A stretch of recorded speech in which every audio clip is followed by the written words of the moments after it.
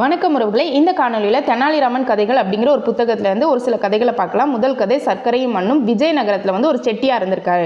அவர் சர்க்கரை வியாபாரம் பண்ணும்போது அவர் சர்க்கரை ஒரு நாள் ஈரமாக இருக்குன்ட்டு வெயிலில் காய வச்சிருக்காரு. அந்நேரம் தெனாலிராமன் அந்த பக்கமாக வரும்போது இது என்னன்னு கேட்டிருக்கான்.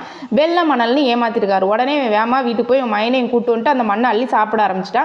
செட்டியார் கோவம் வந்து என்னடா பண்ணுறீங்கன்னு கேட்கும். எங்கள் வீட்டு எருமை மாடு செத்து போயிடுச்சு, இது மண்ணு தானே, அதான் அள்ளி வாயில் போட்டுட்ருக்கோம் அப்படின்னு சொல்லவும் அவர் கோவத்துலேயும் சிரிப்பு வந்து அந்த சர்க்கரையை ஆள் விட்டு சீக்கிரம் அள்ள சொல்லிட்டாரு.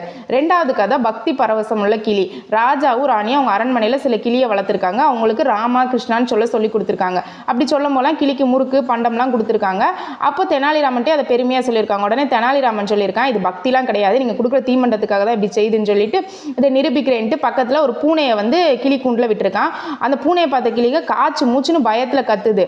உடனே மன்னரும் ராமகிருஷ்ணான்னு சொல்லுன்னு சொல்கிறாரு. அந்த கிளிங்க பயத்தில் தான் கத்துது.